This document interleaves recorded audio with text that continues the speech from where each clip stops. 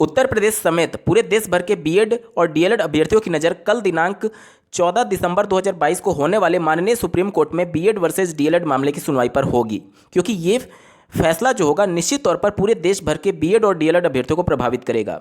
कल की सुनवाई बहुत ज़्यादा महत्वपूर्ण हो चुकी है पिछली सुनवाई के दौरान। क्यों? क्योंकि ऐसी 3 घटनाएं घटी हैं जिसके बाद से पूरे देश भर के अभ्यर्थी अब इस मामले से पूरी तरीके से प्रभावित हो रहे हैं। और कौन कौन सी वो 3 घटनाएं हैं जो कि उत्तर प्रदेश की पिछली 69,000 सहायक अध्यापकों की भर्ती भी अपने आप में लपेटे में आ सकती है। क्या है पूरा मामला, जानेंगे इस वीडियो में, अंत तक जुड़े रहिएगा। नमस्कार दोस्तों, मेरा नाम है नीरज और आप देख रहे हैं कैरियर बिट यूट्यूब चैनल। अगर आप इस चैनल पर पहली बार विजिट कर रहे हैं तो इसको सब्सक्राइब करते हुए बेल आइकन को प्रेस करना ना भूलें। पिछली सुनवाई जब इस मामले को हुई थी तो उस दौरान जो जज थे वो परिवर्तित हो गए थे, इस वजह से नया डेट दिया गया जो कल सुनवाई होने वाली है। जैसा कि आपको ज्ञात होगा, श्री अनिरुद्ध बोस जी जो कि ऑनरेबल जस्टिस थे, उनको किसी कॉन्स्टिट्यूशनल मैटर को सुने जाने के लिए वहां पर ट्रांसफ़र किया गया था, जिसकी वजह से इस केस की सुनवाई नहीं हो पाई थी और आज की डेट दे दी गई थी। यहां पर 3 बदलाव जो पिछली सुनवाई से अब में हो चुके हैं वो बात कर लेते हैं। पहला देखिए, केवीएस 2022 की जो वैकेंसी आई है वो इसी पिछली सुनवाई के बाद आई है, यानी कि केवीएस से संबंधित मामला भी माननीय कोर्ट पहुंच चुका है और उसमें भी बीएड अभ्यर्थियों के संदर्भ में एक तरीके से उनको सम्मिलित ना कराए जाने के संदर्भ में याचिका और इस प्रकार के लगातार आरटीआई और इसके साथ ही साथ केवीएस संगठन को भी एक ऑनलाइन आईजीआरएस कंप्लेंट के माध्यम से सूचित किया गया था, जिस पर केवीएस ने साफ स्पष्टीकरण दिया और साथ ही साथ इन्होंने अपने ऑफिशियल नोटिफिकेशन में भी मेंशन किया था कि बीएड अभ्यर्थी पीआरटी यानी कि प्राथमिक स्तर की शिक्षक भर्ती के लिए पात्र तो हैं, लेकिन उनका जो एलिजिबिलिटी होगा वो माननीय सुप्रीम कोर्ट के फैसले के अधीन होगा। पहला तो ये मैटर हो गया जिसका दबाव निश्चित तौर पर, चूंकि ये केवीएस की जो भर्ती है पूरे देश भर के अभ्यर्थी इसमें आवेदन कर रहे हैं, इस वजह से पूरे देश भर के अभ्यर्थी प्रभावित होने वाले, इस वजह से अब प्रेशर बनेगा जल्दी से जल्दी इस पूरे मामले को समाप्त करने के संदर्भ में।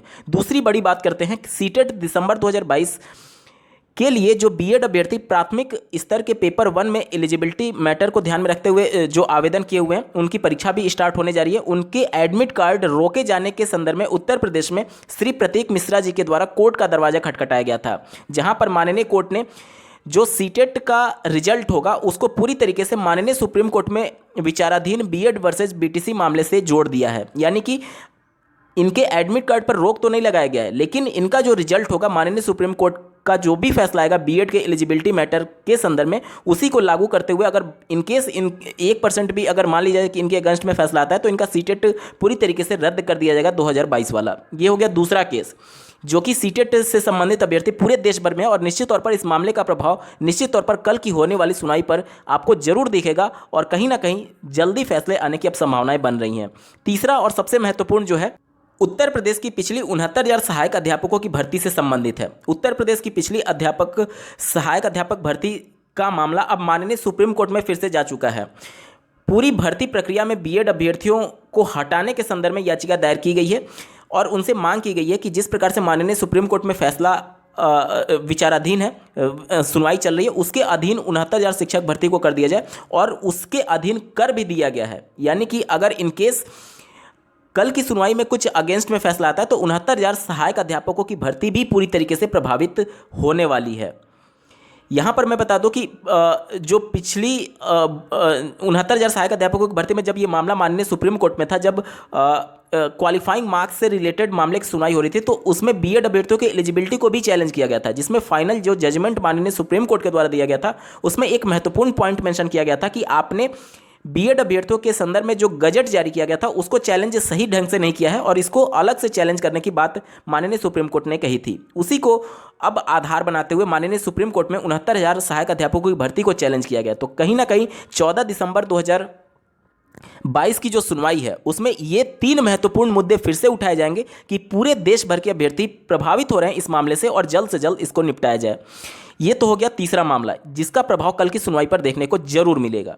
अब आते हैं कि कल की सुनवाई में हो क्या सकता है। देखिए, दिनांक 14 दिसंबर 2022 को कोर्ट नंबर 12 के आइटम नंबर 52 पर केस को लिस्ट किया गया है। अपने आप में ये संशय का विषय रहेगा कि इतने ज़्यादा सीरियल नंबर होने की वजह से क्या इस मामले की सुनवाई हो भी पाएगी अथवा नहीं।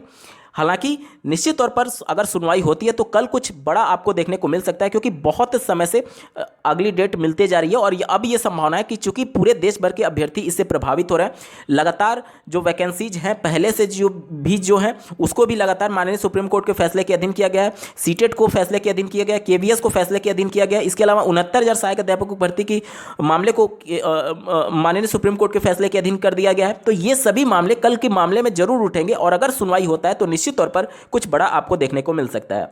दूसरा, अभ्यर्थियों के मन में प्रश्न आ सकता है कि जीत किसकी होगी। देखिए, बहुत कुछ मायने हैं, बहुत कुछ फैक्टर्स हैं जो कि इस केस को डिसाइड करने वाला है। आप एक तरफा किसी की तरफ नहीं सोच सकते कि हाँ बीएड हारेगा डीएलएड जीतेगा या डीएलएड हारेगा बीएड जीतेगा। इस तरीके से एक तरफा अब होने का संभावना लगभग समाप्त हो चुका है। क्यों?